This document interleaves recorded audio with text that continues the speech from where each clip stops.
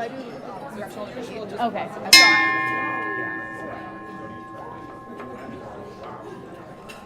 Hello, everyone. Hello and welcome to the City Club of Cleveland, where we here are devoted to conversations of consequence that help democracy thrive. It is Friday, October 7th. I am Dr. Ken Schneck. I'm a professor of education at Baldwin-Wallace University. I'm editor at the Buckeye Flame, Ohio's only statewide LGBTQ news platform, and I am the moderator of today's forum, Coming Out and Coming of Age.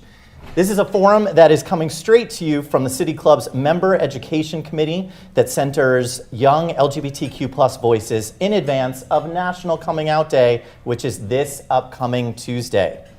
So we all know that growing up can be just hard enough. For LGBTQ youth, coming out adds to the pressures and challenges during teen years and as they come of age. Studies have shown that LGBTQ+ youth are more than 4 times as likely to attempt suicide than their peers. But when those kids are given access to LGBTQ-affirming spaces, they reported lower rates of suicide attempts, according to the Trevor Project. And according to GLSEN, when these youth can identify LGBTQ+ supportive teachers or staff or in schools that have LGBTQ+ affirming policies, they are less likely to encounter bullying and they are more likely to actually come to school. Yet, American public schools, as we all have heard, have become lightning rods in the culture wars and incubators for public policy targeting controversial topics, which we will discuss. This includes discussions of sexual orientation, gender identity, and LGBTQ+ related topics in classrooms.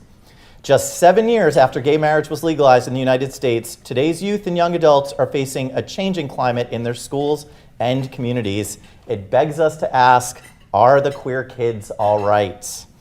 And what can be done to ensure that all students are provided a safe and inclusive classroom? Joining me, and I'm honored to be on the stage with these incredible folks. Joining me, Alex Carbone, a senior at Hudson High School. Emma Curd, a senior at Hoover High School. Dan Rice, a trans youth ambassador for the Alabama chapter of the Human Rights Campaign. And lest you be questioning, are we just importing Alabama people here? Dan is also an undergraduate student at Baldwin-Wallace University, where he is in the prestigious musical theater program. And that got special, shout out there. And Amanda Erickson, the director of education and outreach at Kaleidoscope Youth Center. I love that. If you have a question for our panelists, you can text it to area code 330-541-5794. That's 330-541-5794. You can also tweet your question to @TheCityClub, and City Club staff will try to work it into the second half of the program. And before we get started, we want to let the audience and listeners know that we will be talking about some very heavy topics with some incredible young voices. If you or anyone you know has thoughts of self-harm, you can text the word START to 678-678, and that will start a confidential conversation with a trained counselor through the Trevor Project. Members and friends of the City Club of Cleveland, please join me one more time in welcoming our esteemed panelists.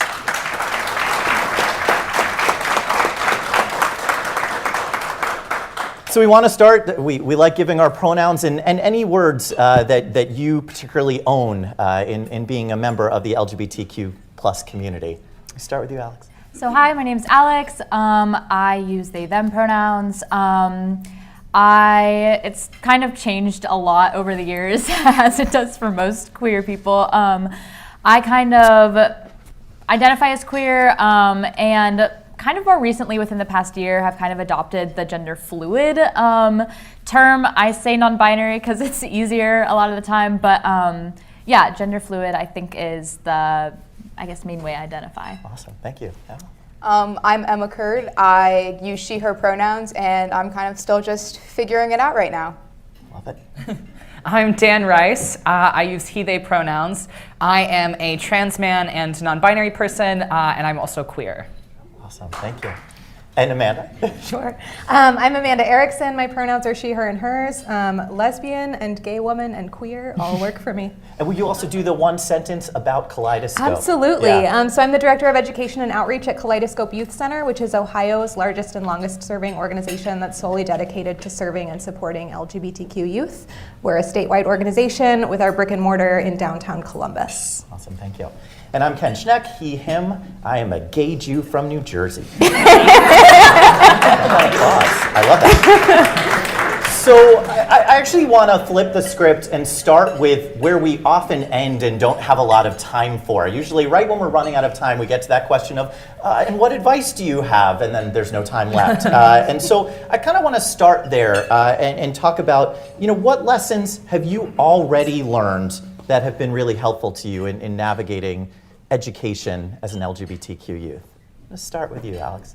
I think the most important thing is, number one is safety and number two is comfortability. So I think, unfortunately there are situations where you do have to understand, it might not be safe to be as open as you'd like to be, which is obviously what we're trying to change. But also, kind of self-safety. Are you gonna feel safe not sharing who you are? Are you gonna feel safe, maybe like putting on a different face? So it's kind of a lot to weigh, but also comfortability. So I think the biggest kind of lesson I've learned is,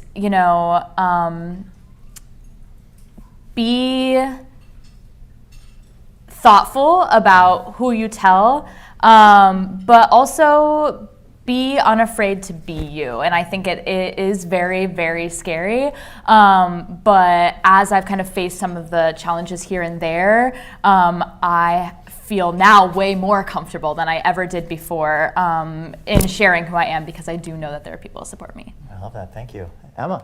Kind of going off what Alex said, obviously safety is a big factor, but the biggest advice I would have is to just be yourself, and your friends and your family will love you for who you are. And if they don't, then you find your chosen family and you find better friends, I guess. The advice that I would have for like my little self would be to be able to, you don't have to prove anything to anyone. You don't have to, because growing up in Alabama, oftentimes I literally, when I came out, I wrote up this huge, because again, Alabama in the Bible Belt, I wrote up this basically huge like dissertation on like why in the Bible it's okay to be gay. It's okay to be a trans person, according to like the Bible, which I don't subscribe to anymore. But I memorized all of these facts, and I just could regurgitate statistic after statistic, and that was honestly incredibly harmful for me to have to continually be on the defensive, to continually having to prove myself to everyone around me. And my advice for little me would be, you don't have to do that. Love that. All right, Amanda, we have the normal difficulties in navigating high school, and then we have the added layer of navigating high school with an LGBTQ identity. And then here in Ohio, we added a whole slate of legislation that has made this even more difficult. Now, we could spend easily, and we've done this together, spent hours talking about these different bills. But can we jump up to the treetops and just cover some of the essentials of the bills that are running through the Ohio State Legislature that are trying to deny the very existence of people on this stage? Absolutely. So a few bills that come to mind, we'll start with HB 616, which is a curriculum ban that seems to be sort of modeled off of the Don't Say Gay bill that we saw out of Florida a couple months ago. The difference with Ohio's is it's really talking about banning divisive concepts from the classroom, yet within the bill they never define what divisive actually is. And they do refer to LGBTQ identities, they do refer to anything that could be considered inherently racist, which they also don't really define for us. So it's really kind of this bill that's about controlling what we're teaching students in our classrooms to fit a very, very specific mold of what a minority of folks would want to be taught in public schools. So that's kind of a big one that folks have been talking about that's really relevant to the schools. When we're also talking about trans youth specifically, we have HB 454, which would be a ban on gender-affirming healthcare. That's physical healthcare and mental health care, essentially denying any trans youth under the age of 18 from accessing mental health services or other healthcare services that help them, become their full authentic selves in the way that they want to be. Right now in Ohio, youth can access those services with their parents' permission. There are mental health services that all youth can access to a certain extent with confidentiality. And this 454 would kind of take all of that away, and a lot of our young people would just have to wait to turn 18 to be who they want to be, which really shouldn't be happening, because a lot of our youth know who they are when they are younger teenagers, and that's fine. We should be encouraging them to live in their truth, right? The most recent bill that we saw that's affecting all of us here today is, I think, 722. 722. 722 is our Parents' Rights Bill. So this one is similar to 616, where it's kind of a minority of folks who's really trying to control what's happening in our schools and in our classrooms. But essentially it boils down to parents being able to control what kind of topics are quote unquote sexually explicit. And then they're able to opt their children out of those classes. This isn't entirely different from a lot of district policy around things like sex education and things of that nature, but it's vague enough that it could also be used to remove children when we're talking about like kids that have two moms or other really age-appropriate ways to include LGBTQ identities into the classroom, and really going in and trying to make it so that parents are the ultimate say over what's happening in the classroom. And I got my early childhood degree. I spent 4 years in college to learn how to be an elementary teacher. And I feel like for those of us that have that kind of education, and for teachers that went on to get master's degrees and PhDs in their fields, they are the experts. And we should be trusting those folks to be determining what our curriculum looks like, what's happening in our classrooms, and not necessarily parents. And I should add that as a professor of education who tries to work with future teachers, there is language in both HB 722 and in HB 454 that would force all teachers and school staff to out LGBTQ students to their parents. Mm-hmm. I can say that as a closeted teen in New Jersey, my awareness of New Jersey public policy was zero. Talk to me a little bit about, for our youth colleagues on the stage, do you have an awareness of what's going on in the Ohio legislature? Is it coming up in your lived existence? I feel like I've naturally heard some of it kind of here and there, and I got a rundown of it on the way here, and it was a bit like, I don't think I realized it was this bad. Yeah. I think, it was just kind of, I was speechless, kind of like I am now. I mean, I know, people have their reasons, but it's incredible how adamant people are against people being themselves. Mm-hmm. So I think, I'm a senior in high school, so in terms of, the high school experience, I've kind of been through the whole thing, but whatever goes on from here, I mean, I'm going to be in college. So what I'm most concerned for is some of my peers who are younger than me and are going to actually have to face that kind of thing in high school. It's scary. It's scary. How about for you, Emma? So I have been very aware of House Bill 616, which is the one that affects personally me the most. But I also got a rundown of the new State House resolution that's going through the State Board of Education later this week and next week. And I think that one for me is the most concerning, as a lot of younger friends now that would greatly affect. And to me, that is very scary. And like Alex said, I'm just scared for our younger generations and people that still have to go through this whole high school, elementary school situation. Yeah. especially when I was in high school, I had to be hyper aware of the legislation that was coming into. I'm less familiar with Ohio legislation, but when I was in Alabama, with the work that I was doing as a Human Rights Campaign youth ambassador, which actually was a label that I didn't know that I had until after I was kind of gifted that after I'd spoken at a hearing against a bill in Alabama that was also blocking youth access to gender-affirming care. Which I had gone and spoken about that bill because for me, gender-affirming care was life-saving. I would not be here today without it.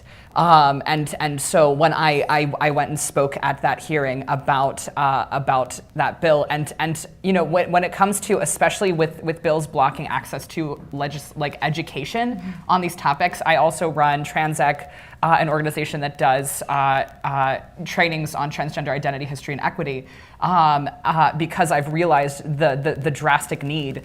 But working in Alabama against these bills, oftentimes the person who had proposed the bill attacking my access to be able to access gender-affirming care had never in his life met a trans youth.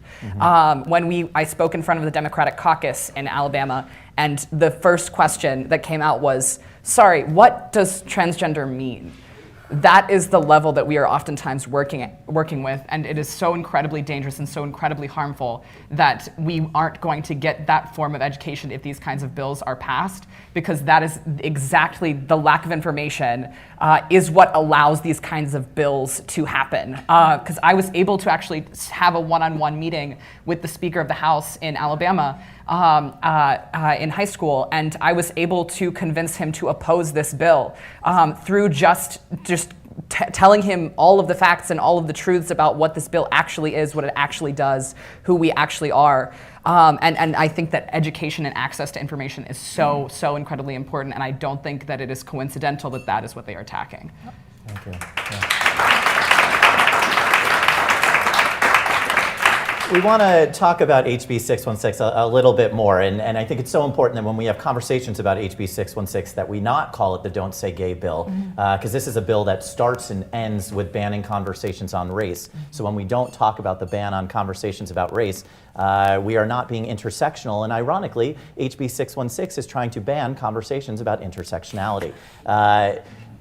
One of the other things that HB 616 does, Amanda, is bans professional development for teachers and school staff. As someone who is on the ground doing professional development with teachers and staff, can you talk about one of those experiences? And if you don't think I'm queuing you up for a certain story, you're wrong. So, yeah. Thanks, Ken. No problem. So Kaleidoscope Youth Center offers professional development kind of to anyone across the state of Ohio who would like to invite us. A lot of that is in high schools particularly, but any school in Central Ohio that is looking to help their teachers understand the basics of gender and sexuality, really like how do I use they, them as a singular pronoun? Like we're talking foundational things. And usually those things go well because I think there is a want for knowledge amongst teachers and amongst our communities. They're really seeing this conversation happening around us and they're thinking like, oh, what are they talking about? Like, we need to get educated so that we know what they're saying and we can be involved in this conversation, which is great. Teachers hear about discrimination statistics amongst LGBTQ young people. They want to know how they can help. We're here to help them learn how to help, right? Sometimes those professional development sessions are made mandatory by district officials or principals, which is great. We want everybody to have this knowledge, and everyone does not want to receive this knowledge. So I think it's really interesting. I've been to a few school board meetings recently where folks are talking about teachers wanting to symbolize that they are a safe teacher to come to. And the other side seems to always be, well, aren't all teachers safe? Isn't that our job as teachers to be safe? Absolutely, but I can tell you from my own experience that all teachers are not safe. And the instance that I'm being queued up for happened last winter when there was an article written about me in Central Ohio that kind of made the rounds in right-wing media, I guess I would call it, that was a misrepresentation of myself, a misrepresentation of Kaleidoscope Youth Center, and really a misrepresentation of what we all are trying to do around this type of education. Someone apparently recorded the training because they had direct quotes from my training that you wouldn't know unless you were actually there. And this article was written in a way that suggested that we as allies to LGBTQ youth are, the word they like to use is indoctrinating, or that we are sharing information that's not age appropriate. These conversations are often sexualized in a way that they don't need to be. I am a professional queer. I talk about LGBTQ issues all of the time, and I have never once talked about what my wife and I do in the bedroom, right? Like, that's not what we're here for. But that's kind of what things get boiled down to. And this media kind of makes it around and makes environments that are really, unsafe for everyone. Because when you're seeing these things online, you don't know what to believe. You're like, oh, I read this thing. Like, is that really what they're trying to do? And I would want to spare youth any of that, feeling as well, I think. Thank you. Thank you. Yeah. Let's do a little magic wand time. Let's pretend for any straight people listening that we need a magic wand and we don't already have these powers as LGBTQ people. Let me give you all, our youth, the magic wand, and we'll start with you, Dan. If you could change school or education or society, but we'll try to keep it to education, what would you change straight away for LGBTQ youth? I would first and foremost put trans people and queer people into the lesson plan. I had never once, my entire time in elementary school, middle school, high school, seen a trans person represented in any history lesson I'd ever been given, in any lesson that I'd ever received. And for me, I did not learn the term transgender until I was in 7th grade, even though that was what my experience was. And I felt so incredibly alone. And when you don't see yourself represented, you feel like either you don't exist or you shouldn't exist. And so if there's one thing that I could do, it would be to include our history into the lesson plan. Thank you. Got an applause there. Yeah. Emma. Honestly, I think Dan's plan sounds pretty good. I honestly, first and foremost, I would include queer people and LGBTQ plus people in our curriculum. And I think I would also like to increase the services that we see, especially in our public school systems, with queer people. Because I know in my school, we do have a GSA and our guidance counselors are always there for us. But you don't see a lot of services that you would see in a college campus specifically for queer people in a high school. And I think I would like to implement those within a high school. Awesome, thank you. What do you got, Alex? I would say, building on those things, I do really like Dan's idea. We're just going to call it Dan's plan. Yes, Dan's plan, yes. Fine, yeah. In addition to Dan's plan, Yes. it's a yes and. I would say, if I could truly wave a magic wand, I would say required diversity training to teachers. And I know there are going to be some people on the other end who are like, don't force me to do whatever. But if I could truly wave a magic wand, I would say required diversity training, and especially, if in this realm of things, kind of like you were saying, using they as a singular and stuff like that, because, with a name change, I've gotten teachers to call me by the right name, but pronouns are forever an issue. And I've kind of reached a point where it's like, I'm a senior now, I don't have the energy to correct them. If they're referring to me in front of a class, I feel like out of a respect thing, I don't really want to correct them. So yeah, to wave a magic wand, it would be require training so that those things that they don't understand, they're forced to start learning and get to understand. Yeah. Amanda, you can have the magic wand too. I would love the magic wand to make every adult just listen to youth, honestly, and believe them when they tell us who they are. Yeah. That would be great. Where have you found some of the most support? Let's talk about positive places of support in your journey, and we'll go right back down. We haven't started with you yet, Emma, so you're going to start this one off. Where have you found some of the greatest support as you've navigated this journey? I think the greatest support has come from both my family and my friends. They have all been incredibly supportive as I've been trying to figure myself out, and I want to thank them all for that. Awesome. I love that. I assume it is from a particular professor at your school, Dan. Yes, of course. I would have to say Dr. Kenschneck is pretty great. But I have honestly, being in a musical theater program, there's not much. There tends to be a pretty supportive environment. Yeah. What do you mean? Yeah. What? But in fact, the head of my program actually was my mentor as I was creating Transec, which was so incredibly helpful.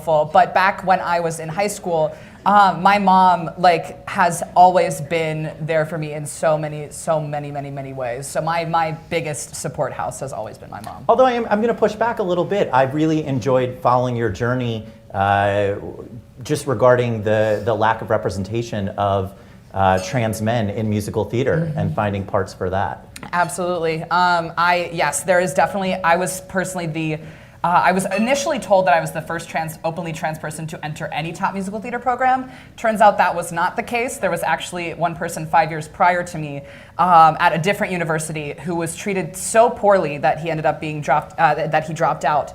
But I was the first openly trans person to enter my top musical theater program. So while yes, it has not been an easy journey, and there have been a lot of things that I've had to fight against and work against. Thankfully, there has been a lot of willingness to learn and willingness to listen that I have truly appreciated. Awesome. Where have you found support, Alex? I would say, my family definitely supports me. There have been parts of my family that necessarily haven't. But I would say I'm really a fan of chosen family. And I think a big misinterpretation of chosen family is that it can't include your real family, and it can. I believe that my chosen family is the people I choose to be around and the people I choose to keep close, and so yes, that includes some of my biological family members, but I would say a lot of my support has come from my friends. Because of the district I'm in, I don't have a lot of in-person friends, but I have a ton of online friends, and I absolutely adore it being that way. And I would just say, a lot of the relationships I can build with people from everywhere, and people of all sorts of varying experiences, and I get to teach them and they get to teach me. So I think the biggest chunk of my support has come from a lot of just my really close friends. I love that. National Coming Out Day is coming up in just a few days. We all have different relationships. It's a great opportunity to remind everyone that coming out is a process and a continual process and not a singular point in time. Talk to us a little bit about National Coming Out Day. Does that have significance for you, or even just the whole journey of coming out? You don't have to tell your coming out story. We don't have enough time, they're all wonderful stories. But just the significance of coming out and National Coming Out Day. Can I spring that on you? Yeah. Well, I actually did come out first on National Coming Out Day. I love that. I didn't even know. Okay. In, I want to say 6th grade. I don't know if anyone's heard of pentatonics. Of course. I used to be a diehard pentatonic fan, and Mitch Grassi and Scott Hoying tweeted out Happy Coming Out Day. I was like, this is the day, I'm going to do it. I'm going to write a letter to my mom. And I came out on National Coming Out Day. And it didn't go totally as planned, yada, yada, yada. I'm not going to tell my whole story. But it definitely, kickstarted everything. And I think there were a lot of miscommunications throughout. And it's just every single year I come back to it, I learn so much. And it's so amazing to look back and be like, wow, look how far I've come. I came out originally as, I think, bisexual. I mean, it wasn't anything to do with gender. I don't even identify as bisexual anymore. And so it's just I feel like I've evolved so much. And it's so cool to look at everyone enjoying the day, but also looking back and looking at, where I've been each individual year since that 6th grade year when I did come out. You just helped the followers of Pentatonic came out in a cappella. How about National Coming Out Day for you, Emma?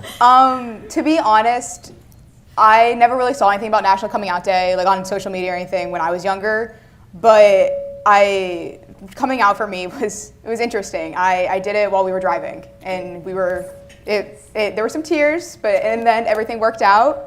So I'm just very happy about that. But I think for a lot of young queer youth, National Coming Out Day should be a day of celebration for them, and I think that's what it's turning into. So that's a very good thing. Love it. As far as National Coming Out Day goes, I kind of want to stress in this moment how much coming out and living as your true and authentic self can affect your entire being and mental health. Just to give an example, when I had a lot of mental health issues when I was younger because of what I was dealing with and what I was suppressing and what I was trying to ignore and hide about myself. And when I did finally come out to my mom, also in a car, she said it was like my entire life flashed before her eyes and everything finally made sense. So this is not, we're not making this up. This is who we are. This is who we've always been. And my mental health has, content warning, but I used to literally for as long as I can remember, since literally early elementary school, I was suicidal, and it wasn't until I was able to be accepted by the people that I love and get the care that I need that I have, since receiving that care, have not for one day considered suicide at all.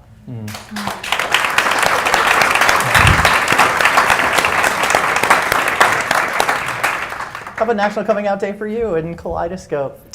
I feel like the cool thing about National Coming Out Day and the stories that I enjoy hearing, I think, are when folks feel moved to come out anew every National Coming Out Day. And I think that's a cool thing about the current generation, is having that fluidity and having that, understanding of the self to be like, oh yeah, maybe I came out as this identity 3 years ago, and now on National Coming Out Day, I'm coming out as this identity, which now feels more authentic to me. And that's something that I really admire, and something that I think we see a lot at Kaleidoscope as we're serving that 12 to 20 age range. That's still figuring stuff out, and we're here to support them through it. Thank you. I will say I also came out in a car, and so to my siblings, and they asked me if I was gay, and we were only 3 minutes from my parents' house, and so I did it very quickly. As soon as I told them I was gay, we hit one of the worst traffic jams in the history of the Garden State Parkway. So our last super quick question, and then we're going to get to questions from our audience. One movie, song, TV show, book that you're like, oh, everybody's got to know this thing, or was really influential for you, other than Pentatonics? Was there something that you grabbed a hold of in media that really helped you in your journey? I feel like my kind of right away answer, it kind of makes me sad to say a few years ago would have been Harry Potter, because I loved Harry Potter and would read it over and over and over again, and got to the last book at 2 a.m. and would seriously put down that book and pick up the first one again. And since I still have appreciation for Harry Potter, obviously there's some, problematic aspects problematic of the parts, author. yes. Yeah. So I think for that it was just, a misplaced kid, that kind of thing. But I would say as of recently, a really big one is Demi Lovato. And I don't know if anyone's heard news about them recently, but they came out as non-binary, said they now, I believe, use she, they pronouns. But oh my goodness, just the power they have, and just released a new album recently that's more kind of a little bit more rockish, and just watching all their documentaries about their life, that, I think, Demi Lovato has been a really big one as of recently. Nice. Yeah. Book, artist, something you've grabbed onto, Emma? Okay, so I kind of grabbed onto the gay side of TikTok, so to call it, and I found creators on there that I kind of resonated with them. I was like, okay, I get what you're saying, and since then, you watch them get into relationships, get out of relationships, so on and so forth. You've seen big kids artists like JoJo Siwa come out to the world and backlash against her. But honestly, I really latched on to the gay side of TikTok, and That just split the audience in half. Half the audience pumped their fists, and the rest of us just put our heads down. Yeah. Dan? Something I think everyone should watch is the documentary Disclosure. It goes into the history of how transgender people have historically been represented in media and how that has actually affected our very real lives. So that's my recommendation, but the one that meant the most to me was seeing the character Aaron, played by Elliot Fletcher in The Fosters.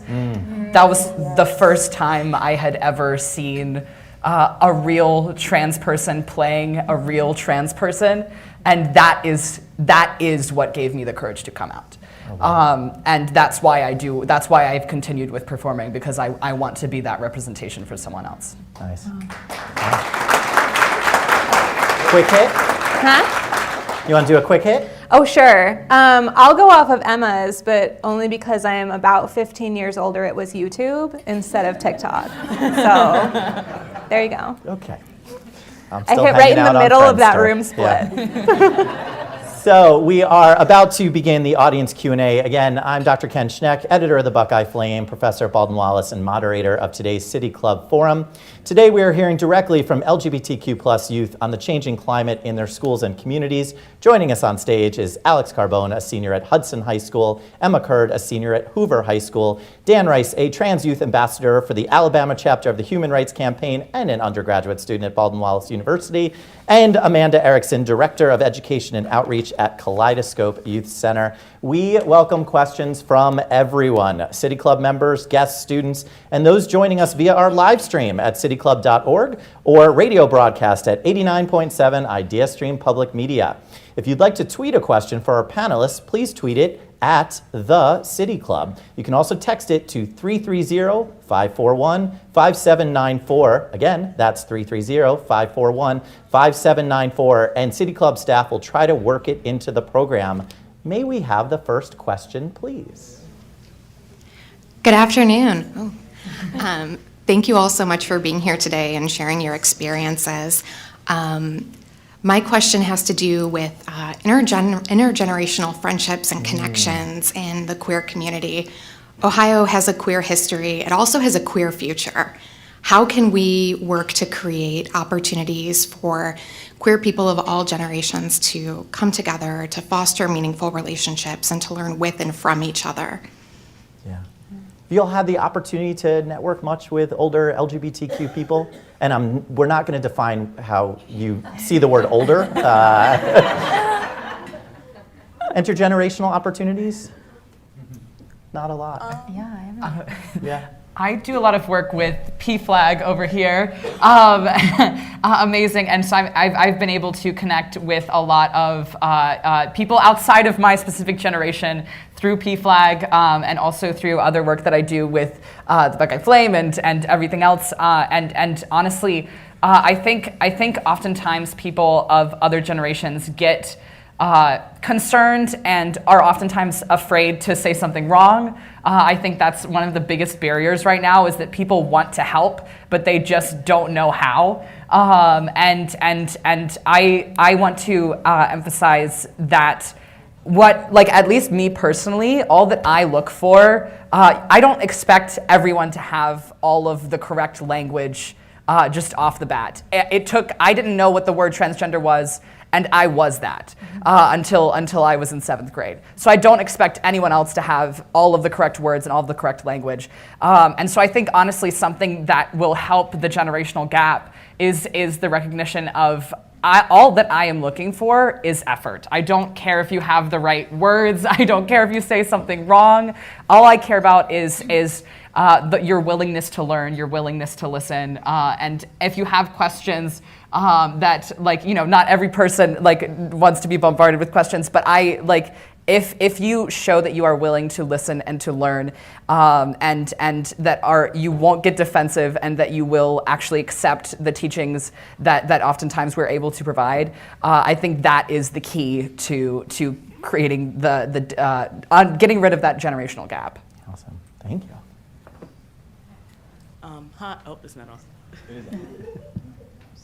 Getting set for our next question. Intergenerational work is good. Yes. I'll just forget. Yeah. You're on. She kind of, or they, sorry, kind of asked the question I was going to ask. So I do have almost two questions. What are a way that teens can look up or keep an eye on their rights that is like digestible, like on top of whatever schoolwork they have, whatever work they might like have in the day? What is like something that they can look at to make sure that their rights as a queer person aren't being threatened, or to take actions on their rights if they are being threatened? Yeah. Amanda, what do we tell youth to keep in the know? Yeah, I honestly utilize social media because it's something that you're probably looking at anyway, and so it's not necessarily an additional thing on top of everything else that you're doing in life. But try to pick out the organizations that are like on the ground doing that kind of work. So in terms of like education stuff, make sure that you're following Honesty for Ohio Education. They are here at the table right here in front of us. You know, and they're going to keep you up to date on like the State Board of Education issue that we're asking for testimony for right now. They're going to keep you up to date on other educational issues for Ohio. I think following the ACLU, whether national or Ohio, is always great, and they have really great tips for young people's rights and students' rights. So, and that's something I think is important when we see these parents' bills of rights, you know, coming up. I think people like to pretend that young people don't have rights, but like y'all are humans too. And the ACLU does a great job in kind of outlining, you know, what your rights are as students, and finding those kind of organizations and giving them a follow, I think is a great way to stay up to date without taking too much of your time. It's been great to see organizations really embracing social media in different ways. I know that Equality Ohio added a TikTok channel just in the past year. Really embraced TikTok, and now Equality Ohio has the biggest TikTok audience of any statewide LGBTQ advocacy organization in the country. So yeah. Can I take And that's, 5 I mean, seconds? the content is amazing, but I think it also speaks to creating content that meets youth where they are, and people are clamoring for it. Yeah. Kaleidoscope Youth Center actually published our first TikTok yesterday. It's at KYC Ohio. Thank you. Yes. At KYC Ohio. Wasn't me. I don't know how. In a year, the Buckeye Flame will do our first one. Yes.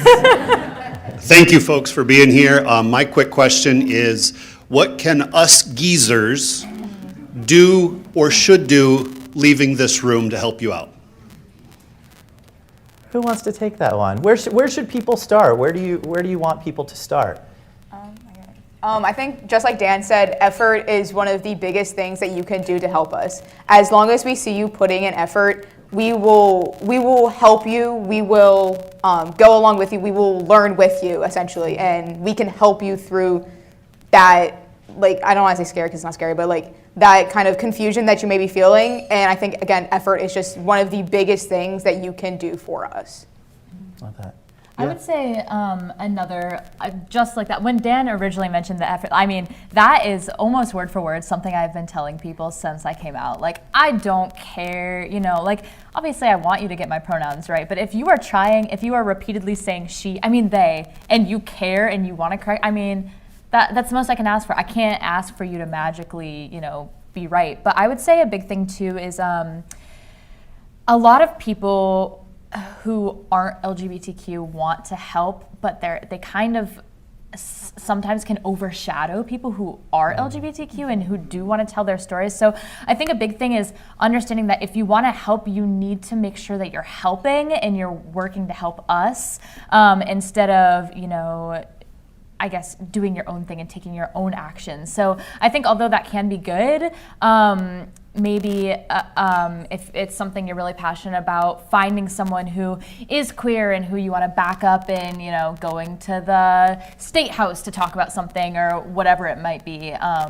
Because I think the most important thing is that queer youth are the center of the conversation. Yes, awesome.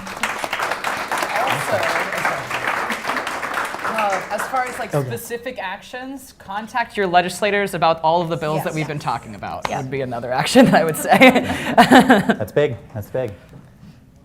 Hi, I'm Suzanne. I use the she, her pronouns. First of all, thank you for being the brave young people that I wasn't. Thank you for that. And I have a question for Dan. I'm impressed that you're involved with HRC. I'm on the national board, and I'd love to hear how you got connected so young. The initial connection for me was when I went and spoke at the hearing against one of the anti-trans bills attacking trans youth's access to medical care. And after that point, Carmarian D. Anderson, who is incredible, is the president of the Alabama chapter of the Human Rights Campaign. She brought me then to the next hearing and then invited me back to speak for the HRC lobbying day, where we went and spoke to many different legislators. And honestly, I didn't even know that I had the title of Trans Youth Ambassador for the Alabama chapter until I was invited to do another panel for them on healthcare. And then I had like the little title underneath it. I was like, oh, I didn't even know I was that. Good to know. That's a resume builder right there. I love that. Awesome, thank you. Yes. Okay, so this is kind of a heavy question, but like being on social media, you obviously see like very triggering stories. Being a part of the LGBTQ+ community, for you guys, what is the most triggering story you've seen, or a story for yourself that you've been in that's kind of like, kind of triggering? It's a heavy question. And also, how do you protect yourself as you navigate social media in that way? Thank you for that question. I would say a big thing, like, I implore you, listen to trigger warnings, like seriously, because I know it's kind of like you'll see a post with trigger warning and it's specifically about, maybe gay violence or something like that, but it's so easy to want to be like, but I want to know the story. Please protect yourself. Like I said, number one thing is safety. So, yes, it's important to be informed, but think about yourself first is a huge thing. So I think especially the stories of people, it was the gay couple on the train who were harassed. That was, for me, some of the pictures and stuff that were put out, that it was really scary and it was really real, and it was, I feel like it was so out of left field, and there are all these verbal attacks, but you don't see a lot of that kind of thing highlighted. So I think just navigating past those things, like the important thing is not necessarily the stories themselves, but making sure that we can pull something from it and we can work to improve, I think. Yeah. Any other tips in navigating? I think Alex said it pretty well for me. Yeah. I would say, listen to trigger warnings when they're there.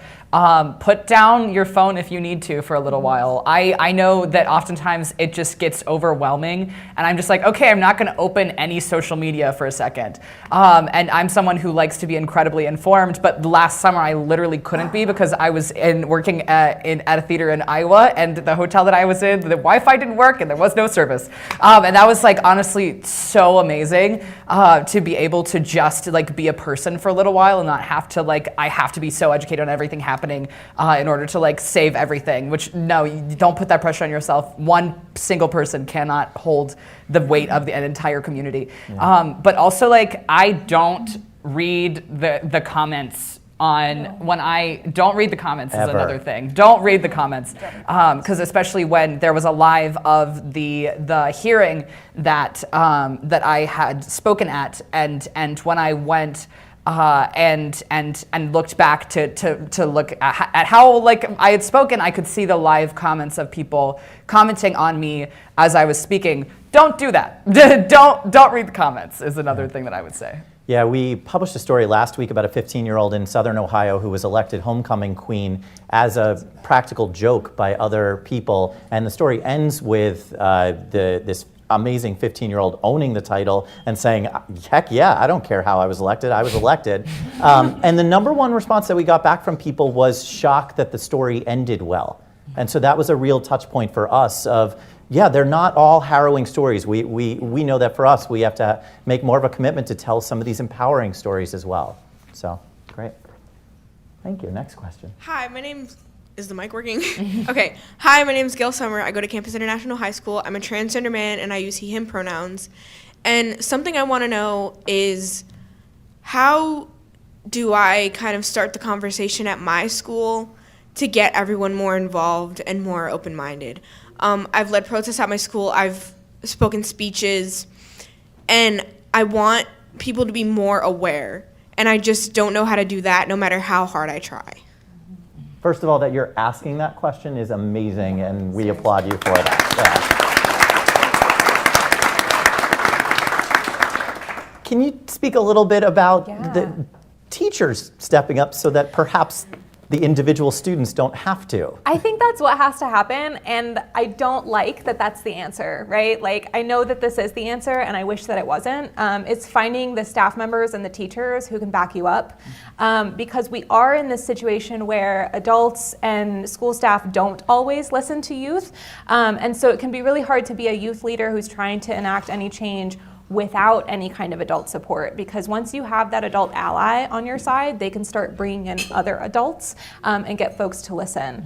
If that person is a staff member, like in your main office administration, all the better, because they have that power and influence to be able to bring other staff in line. But even if it's just one teacher, that can be helpful. Let them know what it is you want to do. They can help you figure out how to do it, or you can bring them an idea and say, hey, I think the school should do this. And they might know that also the proper channels to go through to make something like that happen, like to have PD training or something like that. But I think the answer to a lot of questions today is like, find your people, find your chosen family. And for a lot of students, that's going to be a teacher or two that you can find to really back you up every time. And it really underscores the importance of having even affirming imagery in various classrooms, because it helps students who are trying to create change find that person. chosen family. Any tips from the high school, college years of creating change in your own environment? I would say, for me at least, one of the reasons I'm here is because I decided to speak at my school board meeting about the genderqueer book, and which highly suggest, huge plug for genderqueer. If you haven't read it, read it. It's a graphic novel. It'll take you an hour or two. Such a good read, such a unique book of a unique story. But yeah, I've spoken at a few school board meetings. I don't know what the status is at your school with meetings like that, if that would be something you're comfortable doing or if you have done. But I think, not only making your voice heard within your school, but making your voice heard in situations like that, where it is, maybe televised to the community, because I think a lot of what can happen is if you're, big into it at your school, but they don't want to share, or they want to keep it hush-hush or whatever it is, it can be really hard to spread that information to your community. So for me, the school board meetings are, shared to all of my small town I'm in. But, then I would see people at the farmer's market who are like, oh, you with the dyed hair, you spoke, didn't you? Great job. And so, I think putting your voice out there about schools past just the school you're in, if that makes sense. And also make sure to dye your hair. Yes, which I love your hair. Yes. I think we have time for one more question. Hello, my name is Monica. I go by she, her, and I am a mom of a gender fluid weeb teen. And I just want to say you guys are all beautiful. I applaud your journey. I applaud your courage. And as a person of color, your journey was very similar to mine growing up. And I wonder, do you reach out to other underserved communities to share your story and to learn? Yes, there are days where you teach, and there are days where you don't have to teach, you just live. And there are days where you stand your ground, and there are days where you give ground. Good luck. Thank you. Yeah. Networking, any comments on working intersectionally, which is what we're trying to do? Can I cue you up? Yeah, I love that you bring that up, because I also feel like folks who are fighting against us, like that's what they don't want us to do, right? They don't want us to realize that their main goal is just controlling everyone who is not them. And if we, in our various pockets of people who are being controlled, right, can join forces and realize that that's happening, we're greater than them. There are more of us than them, and we can fight some of this. But yeah, when we're not making those links, when we're staying separate and siloed, then we see things happening where they do gain control. So yeah, I think it is absolutely important to think about and teach about and read about intersectionality and all of the different identities that are out there. At Kaleidoscope, we put a lot of stock in a QPOC program. So QPOC is queer people of color. So trying to think about both their experiences as queer folks and also their experiences of people of color and how those are, impacting them in different ways. But I think it is really important to reach out to other folks and have those conversations. Awesome. I wish we had more time, but for right this second, want to thank Alex and Emma and Dan and Amanda. Thank you so much.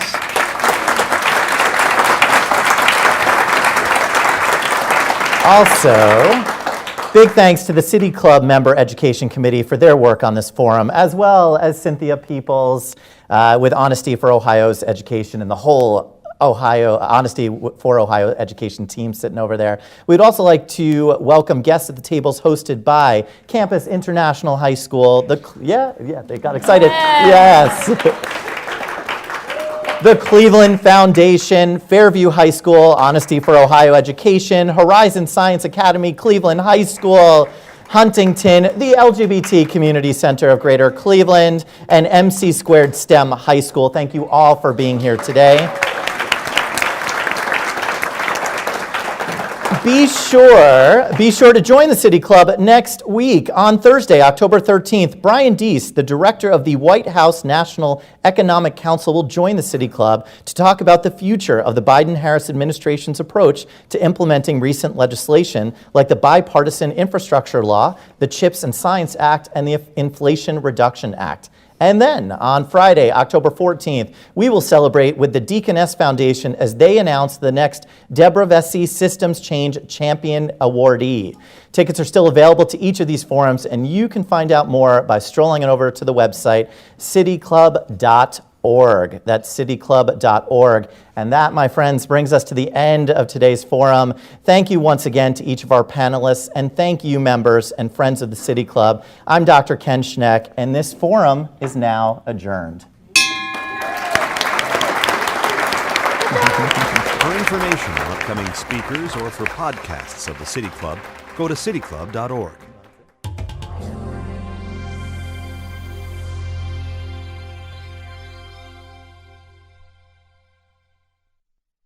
Production and distribution of City Club forums on IdeaStream Public Media are made possible by PNC and the United Black Fund of Greater Cleveland, Incorporated.